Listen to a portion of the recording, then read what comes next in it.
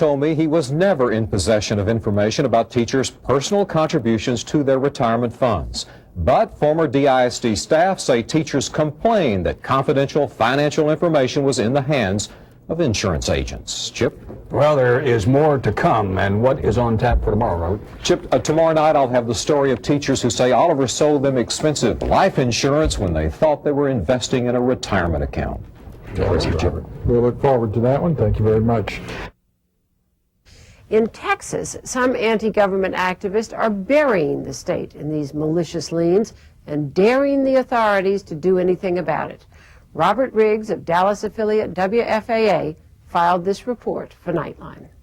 Giving them notice it's time to vacate the soil and get out of Texas. When a belligerent group called the Republic of Texas first marched on the state capitol, hardly anyone had ever heard of them. Their demands sounded comical. They wanted to evict the governor and claimed they held title to not only the Capitol building, but all of Texas. It's no longer a laughing matter. They now are really causing some very severe hardship, not just to individual Texans, but to the entirety of the state as a whole. They are no longer a minor nuisance. They now have become a legitimate and a substantial concern for law enforcement, particularly in our state, and we are reacting accordingly. From a remote outpost in the Davis Mountains of West Texas, they wreak havoc on the state's legal system. The former garage for a volunteer fire department is now the embassy of the Republic of Texas. What soil are we stepping onto here? Also, the Republic of Texas. Not the state of Texas. No, the Republic of Texas. Richard McLaren is the Republic's ambassador and self-taught legal authority. He's escorted by armed Texas Ranger-style guards and leads efforts to overthrow the state. McLaren once tried to turn Jeff Davis County into the 51st state of the Union. Now he plans to turn it into an international zone and threatens to blow up enemies of the Republic, not with bombs, but with paper. An avalanche of paper. This is the first time that anybody's ever attempted regaining a nation without firing a shot. McLaren is actually a native of Missouri, but says he became interested in Texas independence when he wrote a third-grade book report on the Alamo. McLaren claims Texas did not legally enter the Union in 1845. We've got to let the people know that we now stand as a sovereign nation. That radical view of Texas history has the support of hundreds of people who are fed up with the government. Many don't believe they have to pay taxes or register their vehicles. The Republic issues its own license plates.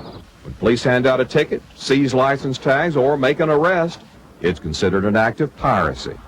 Anybody that gets pulled over, stopped, arrested, you can demand to be read your rights under the Geneva Convention, because the United States is a party to the Geneva Convention, and you are a prisoner of war. The Republic's members run common law courts that officials call kangaroo courts. County Clerk Tim Hodges was a target, and his family is now in hiding because of threats. They said I had been tried in their court, found guilty of conspiracy and fraud, and fined $1,000 and given 10 days to pay that. That's very unusual. I've never got anything like that. And quite frankly, it stood the hair up on the back of my neck. Republic of Texas versus debtors, USA, Federal Reserve Bank, International Monetary Funds, and the Holy See. The renegade common law courts meet in motel conference rooms. Their most intimidating weapon is one that is perfectly legal, the lien. In Texas, as in dozens of other states, anyone can go in the county clerk's office and file a lien for a nominal fee, whether it's legitimate or not. A lien blocks the sale of a home or property until a creditor has been paid back for his loan. Officials say members of the Republic of Texas have filed thousands of bogus liens against top lawmakers, judges, and anyone else who gets in their way. Most people don't know they're victims until they try to sell their homes. Then they have to hire an attorney, which can cost hundreds to thousands of dollars to get the phony liens off their credit records. In some cases, loans have been declined. They couldn't be made in a timely way because property was encumbered by these phony liens. So the Republic of Texas has been a major nuisance and a major headache to the banking system in the state. McLaren first declared a paper war on his West Texas neighbors in nearby Fort Davis 12 years ago. He even filed a lien against all county property, claiming it belonged to his republic. I raised her from a baby. The liens disrupted the retirement plans of Michelle Barrett and her husband. When they moved here from the Midwest, They say one of McLaren's liens blocked them from buying their dream home. He does not believe in the federal government, but he gets his mail. He does not believe in paying any kind of taxes, but he drives the roads. The man goes and he files papers at the courthouse, but he doesn't believe in the state government. I think the man is a total and complete exercise in hypocrisy. And the Attorney General says it's paper terror. Well, we consider it paper. What would you do if you were him? He's losing his system. It's going down. They can't stop it. The Republic's homepage on the internet spreads the paper war to other anti-government groups. The Republic even prints its own checks on official-looking paper. Texas Attorney General Morales says members have passed millions of dollars in worthless checks using phony bank codes. You think somebody would buy it? We got people buying it. What do you think we've been financing the computers? That's state money we've been spending. Texas state money. Texas state money. That's why old Morales not a happy camper. It's all paper. The quorum is present. The Texas governor has declared an emergency, so the legislature can rush into law criminal penalties for filing false liens. What would you say to the governor and the attorney general? Get him out. Get him out now. We're tired of messing with him. We're tired of him messing up our lives. The state slapped McLaren with a running fine that exceeds $5 sextillion. Federal and state arrest warrants are out for McLaren for defying court orders to stop filing bogus liens and documents. The last thing in the world we want to do is provoke some type of violent confrontation along the lines of what we saw in Waco and Ruby Ridge and elsewhere around the country. If it's a paper war, what do you do when they show up with a piece of paper someday that's an arrest warrant for Richard McLaren? We say, you know what would you do if the Marine Guard of a U.S. embassy and somebody showed up illegally wanting to arrest the ambassador in that U.S. embassy? What would the Marine Guard do? We want to do the same thing. McLaren shows no sign of retreat, and his paper war continues while law enforcement authorities watch and wait. For Nightline, I'm Robert Riggs in the Davis Mountains. Bank robberies in Texas have shot up after a steady 5-year decline. The bank robbery rate in Houston already exceeds that for all of Texas last year. Dallas has topped its numbers from last year, and Fort Worth is close behind. And tonight, Channel 8's Robert Riggs traces an alarming trend to California. Robert? Tracy and John, California's most notorious street gangs already have a violent reputation here. But in L.A., they have staked out new turf in the city's banks. Inside the FBI, their reputation rivals that of John Dillinger. Bankers worry that their violent style of robbery, a crime of the times, might spread to Texas.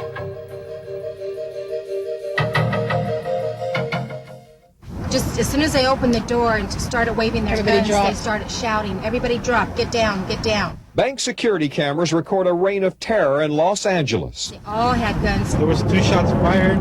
Gangs of trigger-happy bandits turned bank lobbies into combat zones. One photo shows the killer confronting teller Teresa Hernandez just seconds before she was shot.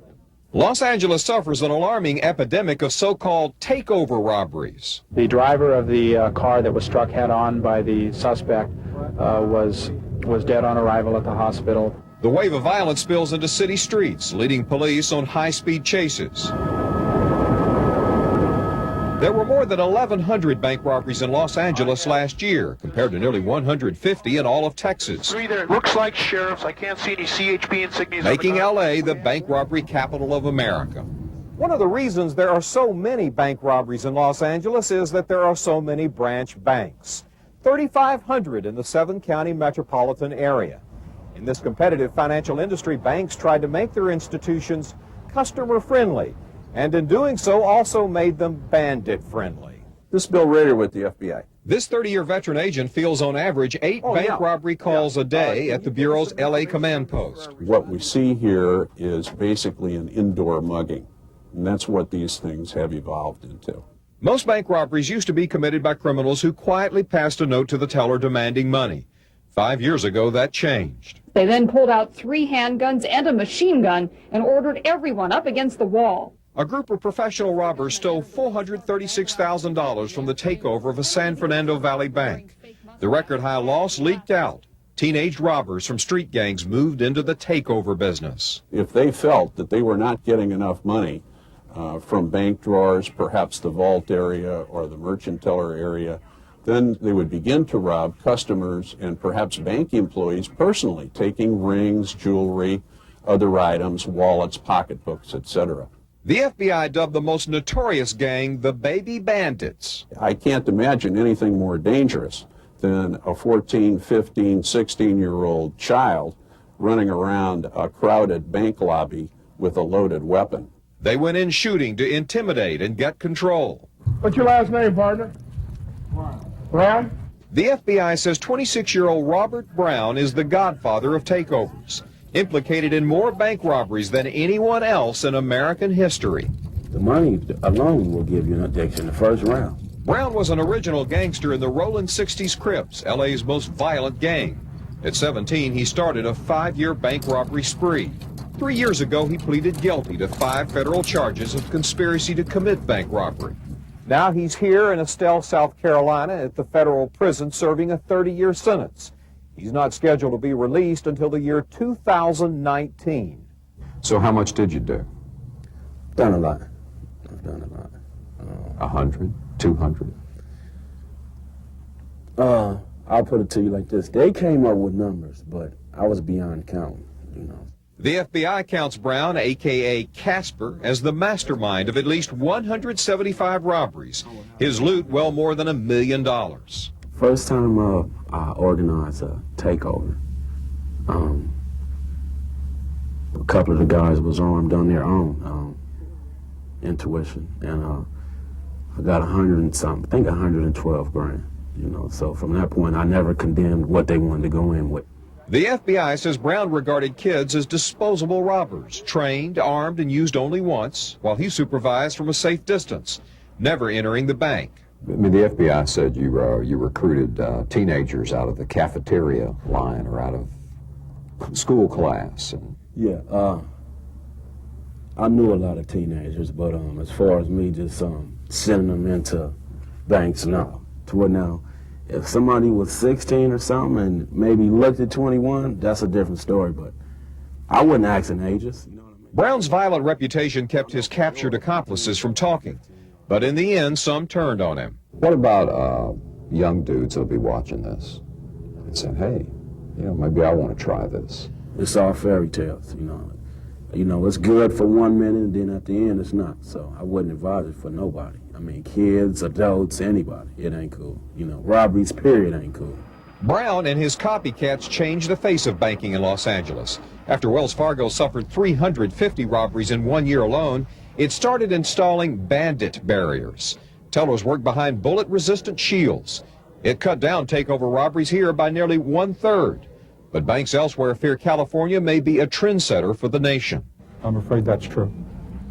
We can look for this to be a symptom, perhaps every place sooner or later, and other institutions having to do what we've done. With robberies on the rise here, some Texas bankers have already been out to L.A. looking at the bandit barriers. Tomorrow night, I'll take you inside the FBI's bank robbery school to see what the Bureau's doing to fight the problem. Tracy, John? Robert, those numbers in Los Angeles are fairly staggering. After the arrest of the baby bandits, was there a decline then in these numbers? Well, and there was an arrest of a lot of imitators, and yes, there's been a dramatic decrease, but the intensity of the violence continues. As of today, there have been 990 bank robberies in L.A. Compared to 62 in Dallas and Fort Worth. The rate is down from a high of more than 2,600 robberies 4 years ago. And the FBI was amazed by the baby bandits. They say this mastermind, Robert Brown, in his getaways used ice cream trucks, postal trucks, and even school buses. Wow. More tomorrow night. Good. Thanks, Robert. Amber Hagerman could have been any child in any neighborhood heading off for a carefree bike ride. But on a sunny Saturday afternoon, the little 9-year-old was like an innocent minnow in the sea, unaware of a circling shark. While a lone witness watched from his distant backyard, a man driving a black pickup snatched Amber, kicking and screaming. The random blitz style of attack is a telltale sign of a predatory criminal. It's the hunt. When you interview them later on, it was the hunt and the kill that was the most thrilling. and even the part where you're eluding the police. Retired Special Agent John Douglas pioneered criminal profiling by the FBI's elite investigative support unit. In the late 70s, Douglas and then partner Robert Ressler went into prisons interviewing and studying the most dangerous criminals across the country. They learn what makes child abductors tick and develop techniques to link how they committed their crimes to what's going on in their minds. They'll keep going until they're caught. There's no burnout for people like this. Just as a killer may leave a fingerprint at the scene of his crime, he also leaves a personality print. The FBI's official profile describes traits of Amber's killer as impulsive and explosive-tempered. Stress in his life preceded the murder, such as rejection, loss of his job or place to live, money problems, a troubled relationship. He may have lived or worked near where Amber was abducted or her body was dumped. He probably missed work on the days after the Saturday, January 13th abduction. If people start putting two and two together, hopefully they'll think that, hey, this seems to fit the pattern I heard on this news show. Douglas paints a picture of more peculiar behavior by the killer. He spends lots of time cruising around. He probably missed at other abduction attempts that have gone unreported. He abused alcohol to build up courage for the abduction. His friends have noticed sudden changes. People around him will see an increase in drinking, and to the point where he's not going to talk about the case, but there'll be preoccupation through the media, and he will become very, very paranoid, looking over his shoulder.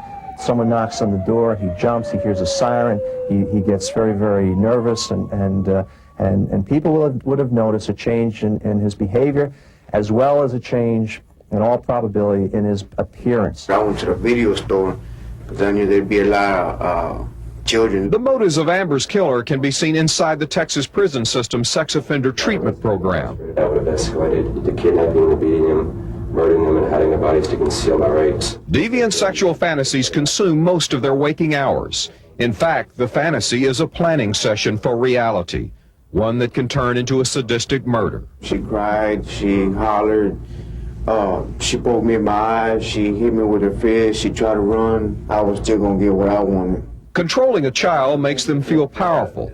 Murder is the ultimate form of control. The prisons throw their hands up with a dangerous child killer, a child abductor, and they know that these people cannot be rehabilitated. Retired Special Agent Robert Ressler conducted the FBI's first research on serial molesters and abductors.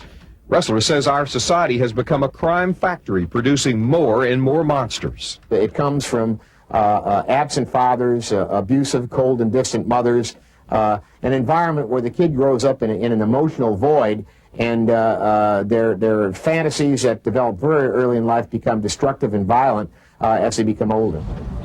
Long before a child abductor ends up in prison, there are many warning signs early in his life. Often a so-called homicidal triangle of bedwetting, arson, and cruelty to animals. As a result, they tend to be loners, they tend to be introverts, and oftentimes they leave very little clues behind. What kind of truck is it? Arlington police have received more than 1,500 leads, but so far have made no arrest. But the moment the suspect thinks the heat is off, one thing is certain. They'll kill again. They'll go back out on the hunt again. May not be in your area. He may leave the area, go to another part of your state. But there is that cooling off period. That's the definition, really, of a serial killer. Arlington police are using the FBI profile to narrow the list of potential suspects. But there are more than 1,000 sex offenders on parole and probation in Tarrant County alone. It's an overwhelming task to compare the profile to those large numbers. And John and Tracy, you could have a situation here where these offenders are very mobile and transient. He could have already left, could have left a string of victims in other states. I'm curious, Robert, you say that on the day of Amber Hagerman's murder, this person was drinking. How do they come up with such specific details? These portraits are amazingly accurate. They look at the dynamics of the crime, the circumstances, the abduction, the body's location, autopsy information, witness reports, even the time and the weather. They then compare that to this body of research they've collected from interviewing some of the most notorious serial killers of our time, Ted Bundy, Jeffrey Dahmer. From that information, they know there is a pattern, and they then can become to draw this portrait of an offender that most likely committed this crime. And in the case of alcohol, they know from this body of research that they've collected that in these types of crimes, the offender has been drinking heavily to try to build up courage to do this abduction. The killer of 9-year-old Amber Hagerman might have left a taunting message for Arlington police. Good evening. New information about the case tops the update. Thank you for joining us. Nearly 3 months have passed since 9-year-old Amber Hagerman was snatched from her bicycle and dumped in a drainage ditch. Now, News 8 has learned that Amber's killer might have left a mysterious drawing behind at the crime scene. While investigators and forensics experts differ on the significance of what was found near Amber's body, there's no question that potential evidence was subsequently destroyed by Arlington police. Channel 8's Robert Riggs has this exclusive report. The killer of 9-year-old Amber Hagerman may have left his calling card near her body. News 8 has learned that this red spray paint now covers where Arlington police found a mysterious drawing. Forensic psychiatrists who interpret such drawings believe it pictures the killer's view of his crime. But shortly after Amber's body was discovered, Arlington police destroyed the original with red spray paint to conceal its existence. The potential is there that it is evidence, and we're treating it that way, and there shouldn't be any more or less significance placed on it because of that. The girl's body was found lodged at the base of where a culvert empties into this North Arlington drainage ditch. The 2-foot square drawing appears a few feet away, waist high, on the thin concrete wall of a culvert. Look directly at the drawing and turn your head slightly right and down, and your eyes rest on where Amber was found. Descriptions provided by federal law enforcement sources to News 8 indicate there's strong reason to believe it's the work of the killer. This isn't something that you would normally see through graffiti. Buck Revell headed the Dallas FBI Bureau and formed an evidence response team for similar cases. If you found graffiti like this and a body nearby, would it cause you to draw a connection? My preliminary determination would have been this is probably connected, and I would want to have it forensically examined. We don't know that it has any value at all. It may be, as I said, completely unrelated to the case. If it is related to the case, then obviously it has some evidentiary value to us. If it is the killer's handiwork, he either lingered at the crime scene to make the drawing or returned to the scene before her body was found. Some people are driven psychologically to leave behind some indication, a signature on the crime. And it may not be that they're trying to taunt the police. This may be how they get their gratification by reenacting this through the depiction itself. Arlington police hope to use the drawing to eliminate false confessions. There have been 12 so far. Why was it painted over? Just simply because of the nature of it and the potential that it was of evidentiary value, and it was something we didn't at that point want in the public domain. Anderson says Arlington police took detailed photographs and a sample to identify what was used to draw it. How important would it be to preserve the actual drawing or piece of graffiti that's on that wall? With tools that are available today, I think it would have been a better practice to have actually sliced out that portion of the wall, taken it and preserved it in evidence. And then you could probably have more minute detail as to exactly the strokes, the measurements and the lengths and so forth. That's not an important wall and could easily be replaced. Why didn't you just cut it out? Yeah, that was discussed, and it was just not believed to be necessary at that point. I mean, once we documented it and we have a sample of what was used to draw it, having the actual drawing, we didn't feel like after a discussion really was going to be that helpful. We've done that in the past on several occasions. I mean, we've cut out entire pieces of concrete out of streets if we needed them. And this is the way the scene looks today. Shortly after News 8 first inquired about the existence of the drawing, Arlington police returned to the scene to scrape and chisel away all remaining traces of the artwork. Artwork that might have represented a killer's twisted vision of how he got away with murder. Arlington's police spokesman says they're perfectly comfortable with destroying the original drawing. They say investigators followed the FBI's guidance. But FBI sources familiar with the case say it's inconceivable that the Bureau sanctioned the destruction of potential evidence. John, Tracy? Well, Robert, let me look ahead a little bit. If this drawing is connected, could its destruction, if it's connected to the case office, could its destruction create problems for a prosecution? Buck Revell didn't seem to think so. He thought that a state judge would allow this to be introduced into evidence, the photographs. But what you have lost, according to some of the top forensic experts we've talked to in the country that are specialists on interpreting drawings, is that if they had the original, they could look at the brush strokes or whatever the medium was it used to do it with, and tell more about the criminal profile or personality of this person, and perhaps even help determine if it is a killer, if it has a killer's personality associated with it. And they tell us it's one of the most shocking things, you know, that they have heard of in terms of a drawing like this. It's very rare to find something like this at a crime scene. Okay, Robert, thank you very much. Channel 8 News has learned that tomorrow Governor George Bush will ask the Texas Rangers to investigate every contract handled by ex-prison system director Andy Collins. The FBI and the Prison Systems Internal Affairs Division is already looking into allegations about a little-known meat substitute called VitaPro. Channel 8's Robert Riggs reports prison guards have dubbed the controversy Vitagate. A foul-smelling recipe that Texas inmates say tastes like roadkill is the target of a growing state and federal investigation. The Texas prison system bought bucketfuls of a soybean-based substitute for meat called VitaPro. Inmates say it's not fit for human consumption. Dog food. That's what it looks like. While Texas Prison Director Andy Collins prepared to leave his job, the system signed a 5-year, $33 million contract for VitaPro without the approval of the Board of Criminal Justice. Collins was forced out by the governor under a cloud of other allegations last December. He then became a $1,000 a day consultant for VitaPro. While running the agency, Collins praised the meat substitute in this video news release. The marketing and distribution of the VitaPro product will be treated as a profit-making enterprise for the agency.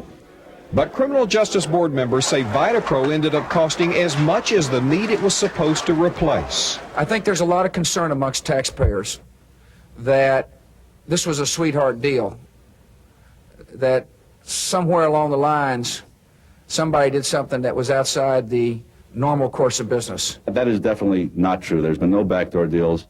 The chief executive of the Canadian company says there was no conflict of interest in VitaPro hiring Collins. Yeah, I think that's wrong. Yeah, I think that's unethical. And yeah, I find it very difficult to believe that any company or any individual would think that there was anything ethical about those kinds of operations.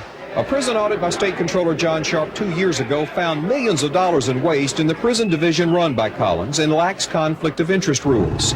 Sharp says while buying the VitaPro meat substitute, the prison system built a meat packing plant it didn't need. It sat idle for 2 years outside an Amarillo prison. This is our shepherd's pie with sweet potatoes. It's like you got to try it. At a posh Austin restaurant, VitaPro dished out lunch to prove its products can be tasty. It blames the prison system for not cooking VitaPro properly and serving it in a meal every day.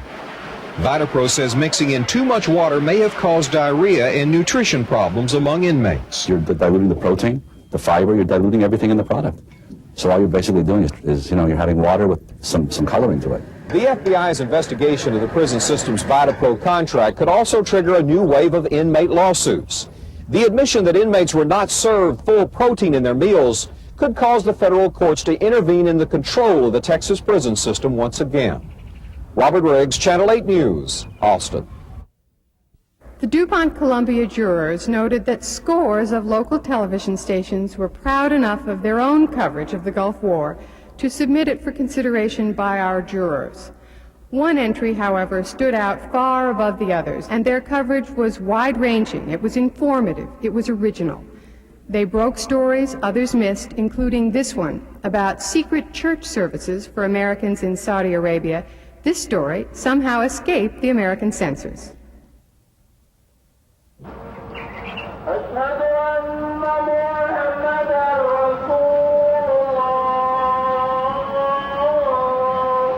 Saudi Arabia outlaws the practice of any religion other than Islam.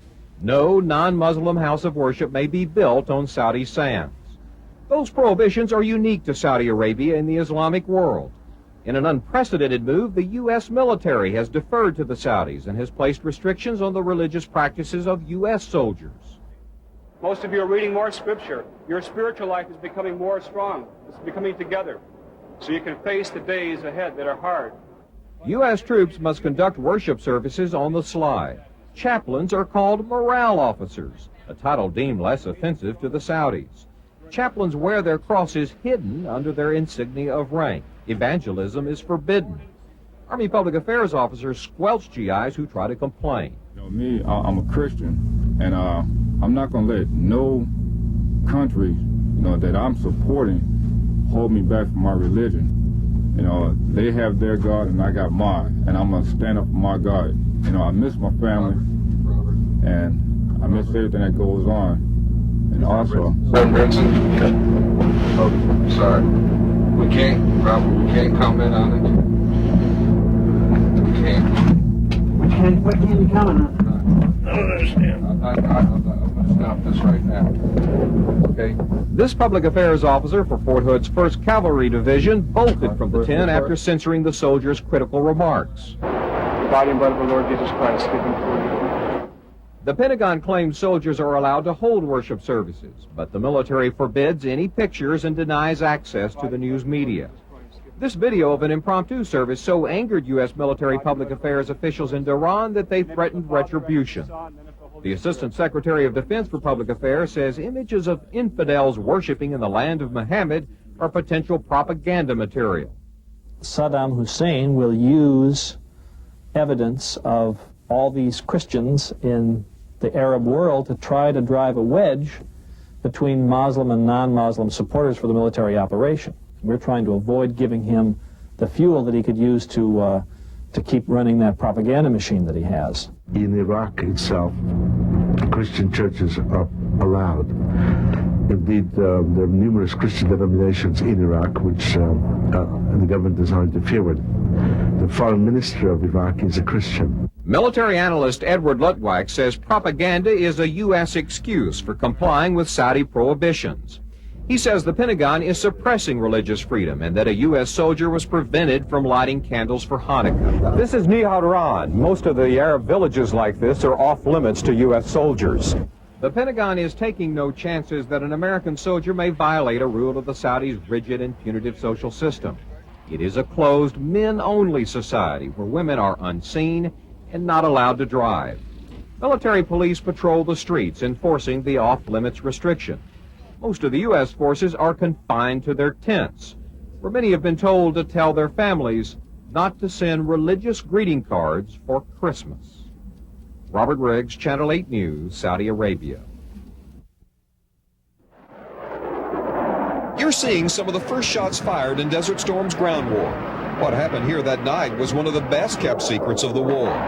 Fort Hood's 1st Cavalry Division fought for weeks before the world knew the ground war had officially started. A soldier's camera records a deadly volley of rocket fire. History's first ever combat use of the multiple launch rocket system built by LTV. In less than a minute, 120 rockets dropped 77,000 bomblets of steel rain, showering 8 Iraqi artillery units and infantry as they settle in for the night. The noise, the quiet, the light, the dark, fire, everything seemed to be in excess when it was occurring. And then seeing the enemy dead, it was excessive death, it seemed. They were so dead. Everything seemed to me in stark contrast to everything else as it occurred. Jeff Phillips not only wrote a book about the war, he lived it as an Army captain. Phillips says 1st Cav tricked Saddam Hussein, but its contribution to victory has gone largely untold because of the mission's secrecy.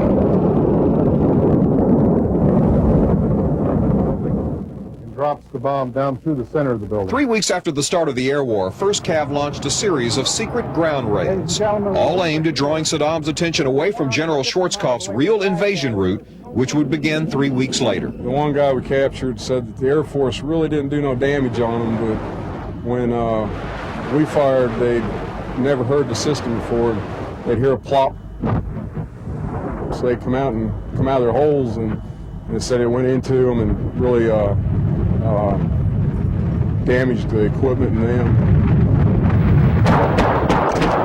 Then, just 4 days before the start of Schwarzkopf's main attack, the 1st Cav continued the second deception. The diversion was called Operation Night Strike. It fooled Saddam into believing the mother of all battles would be fought in the Wadi al-Batin, a shallow 6-mile-wide valley that's been used as an invasion route for centuries. He was lulled by historical usages of the Wadi to believing that we were going to go up straight up the middle, the easiest route. 1st Cav attacked up the Wadi al-Batin along the Kuwait-Iraq western border. The deception covered the main attack by General Schwarzkopf's surprise Hail Mary sweep around Iraq's western flank. That's your breech. That's where the 155 round goes in. The guns of Sergeant First Class Tomorrow Turner were part of the bait. They had to risk their lives to get Saddam to take the hook. Going up there to the wadi, it was more or less like, okay, everybody sitting down, quiet, looking at each other. A few times I looked around at my crew and wondered, okay, will I be able to take all these soldiers back with me? Turner's men made it, but as Iraqi soldiers surrendered, an ambush claimed the first 3 American lives in ground combat. Mortar fire cut down PFC Arden Cooper as he was trying to help a wounded Iraqi soldier. Last thing I did was just kind of whisper in his ear, hang in there, Coop. You know, we'll see you when you get back home. Of course, we found out later that night that he had died. When the ground war officially started on February 24th, 1st Cav launched a 3rd attack into the heavily fortified wadi to continue the deception. Its Apache helicopter skimmed above, guarding against ambush. As seen through their gun sight, pilots calmly and methodically destroyed targets. What's the location of the target in relation to that truck I just took out? Yeah, roger. It's right. Hey, we're going to missile going for it now. Yeah, scratch 1 BMP. That old adage about you fight like you're trained and you train like you fight, well, that really panned out this time. Colonel Craig Hackett didn't want to lose any of his men. He outfitted them with a unique sling. It saved 2 downed pilots who were rescued by clinging to another chopper's wings. We had a sling type assembly with a snap link. Basically, the aviators were able to crawl up, basically get and kneel on the wing, and then attach their assembly here. 1st Cav's deception in the Wadi al-Batn paved the way for Desert Storm's success. In response to the secret war, Saddam had massed many of his forces there, leaving the door wide open for Schwarzkopf's main attack into the heart of Saddam's army. 1st Cav's lone division destroyed elements of 6 Iraqi divisions in its final deceptive attack up the Wadi. Reconnaissance later confirmed that Saddam had been fooled into shifting his forces to the wrong place. And Tracy, the soldiers tell me that they knew that they had tricked Saddam because suddenly he set off hundreds of fire trenches that were filled with oil, and that was the key to tell them that it worked. But Robert, after 1st Cav made its final deceptive attack, what did it do in the last hours of that 100-hour war? Another amazing story. They withdrew back down the Wadi, marched 26 hours to the front, joined the other units, had the Republican Guards, the elite units of the Iraqis, in their sights. The ceasefire came. They had to stop. They're very frustrated they didn't get to finish the job. They said that if we had had one more day, Saddam Hussein's army would have been scrap metal. Amazing. Interesting. Thank you very much, Robert. Texas prison guards are often the first targets of a new breed of violent inmate. The guard on the right is being held hostage inside a prison office by an inmate brandishing a 10-inch butcher knife stolen from the prison kitchen. The other guards who made this remarkable videotape can do nothing at the moment but try to negotiate by phone. But the violent conclusion we will eventually see underscores the new Get Tough policy now in effect inside Texas prisons. The new crackdown starts with the little things, the perks prisoners had come to expect, like color cable TV and tasty snacks. The prison system now plans to pull the plug and close the fun and games in prison day rooms to inmates who can't behave themselves. If they act up, they're served a food loaf to eat. Everything on this tray is in this little unappetizing loaf. You got pinto beans, mashed potatoes, corn, biscuits, and cake. Has been reduced down to this, and we'll try it and see if it's like Mom's. No, it's not. The prison system also plans to rip out the weightlifting equipment, take down the basketball goals. Inmates who are disciplinary problems will only get time for short walks. The prison system tightens security in the wake of tough new laws. Violent criminals face twice the time they used to behind bars. Many will grow old here and think they have nothing to lose.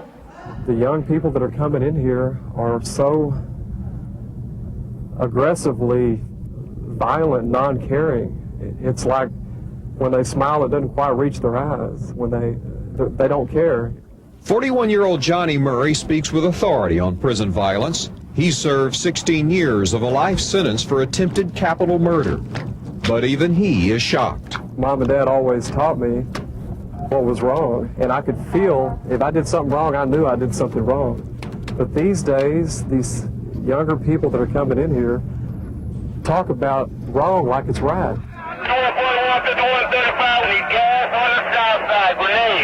Riots this year at medium security units woke up Texas prisons to the hardening of its criminal population. Inmates have become tougher than some of the prisons designed to hold them. After the small riots, the prison system began beefing up security.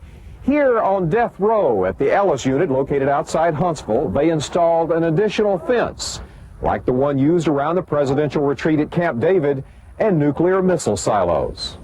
$15 million worth of pressure-sensitive fencing lines the perimeter of units holding high-risk inmates. Climbing it or tampering with it sets off an alarm. Sensors pinpoint the location of the attempted escape. Until the new fence went up, officials worried that some of death row's 400 killers might escape. But as strange as it may sound, some of the condemned men working in the death row garment factory are offended by the level of violence. We have a different mentality in here. You have a rebellious group out there on the street. We're not oblivious to what's going on the street right now. We see what's happening. You got people out there, kids 8 years old, carrying guns to school, killing their teachers and stuff like that. Texas is making its inmates build 9 high-security units. Their free work reduces the cost of the $200 million project. The new high-security prisons will hold 12,000 prisoners. When they're not in their cells, they will be doing hard labor in the fields. Under the old plan, we didn't have as many tools to work with as we have now. So if an inmate did something, there was very little that we could do other than, lock him up. One of those new tools is this electrically charged shield. It delivers a non-lethal 50,000-volt charge. Guards must receive 2 stinging shocks during training.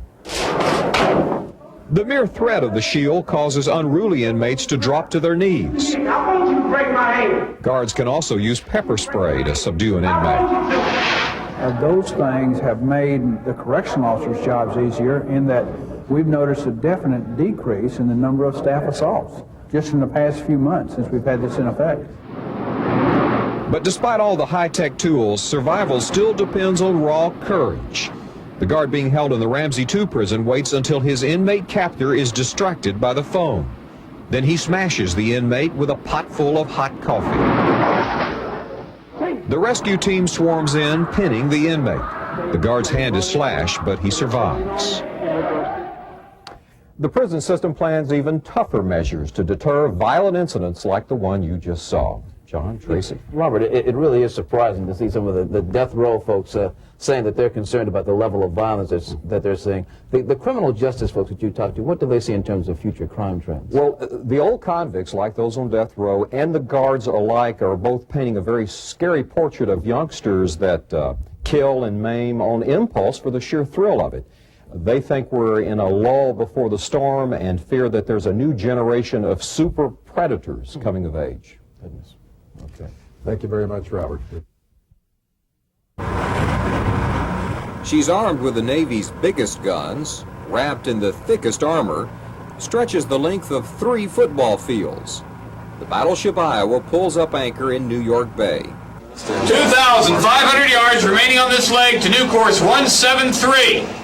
The Iowa's navigator is Lieutenant Commander Gary Scott of Odessa. He threads the warship through New York's narrow channel.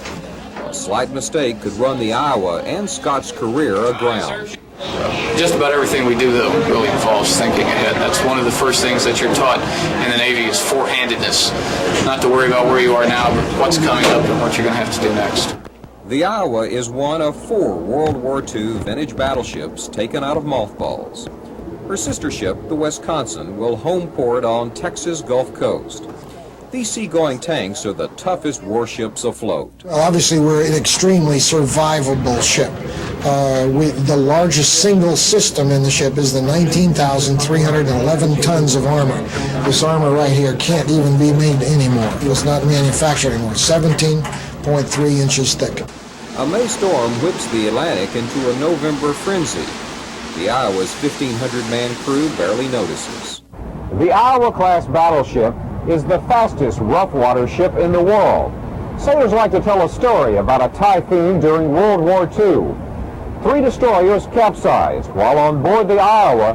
The commander's glass of wine never spilled. The Iowa is known and feared for her big guns. Her crew calls her the Big Stick. 16-inch wide barrels shoot a projectile equal to the weight of a subcompact car. Its guns can hit targets up to 23 miles away.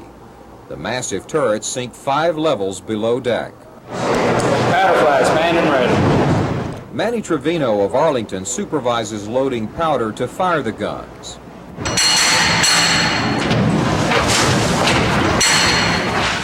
Each gun uses 660 pounds of explosive powder. The gunnery crew works inside a claustrophobic chamber. It takes 77 men to load and fire each gun turret. The gun turret's ammo decks look like something out of a science fiction movie. It's an eerie sight. Hundreds of deadly warheads stand in columns. A good crew loads 2 rounds a minute. It's a blast with the bang of a ton of dynamite. In contrast to the Iowa's artillery, unobtrusive boxes contain Tomahawk cruise missiles. Missiles capable of delivering nuclear or conventional warheads to land targets 1,300 miles away. Canisters hold Harpoon anti-ship missiles, and Phalanx Gatling guns provide the last barrier against missiles like those that wounded the USS Stark. This is the nerve center for the Iowa's so-called smart weapons. Computerized consoles are supposed to detect incoming missiles. Lieutenant Commander Wayne Van Dorn of Houston is the officer whose finger is on the trigger. He has precious little time to react to an attack. If the missile's going, say, Mach 1, that's 10 miles a minute. If they launch from 20 miles out, you'll have 2 minutes time before impact, so you'll have a good minute and 50 seconds to deal with the threat. But is that enough time to deal with the threat? Sure. After a month at sea, the Iowa returns to her temporary port at Norfolk, Virginia. The attack on the USS Stark has demonstrated the vulnerability of expensive ships to relatively cheap missiles. It has also reminded families of the risk of serving in a peacetime Navy. Where's mine?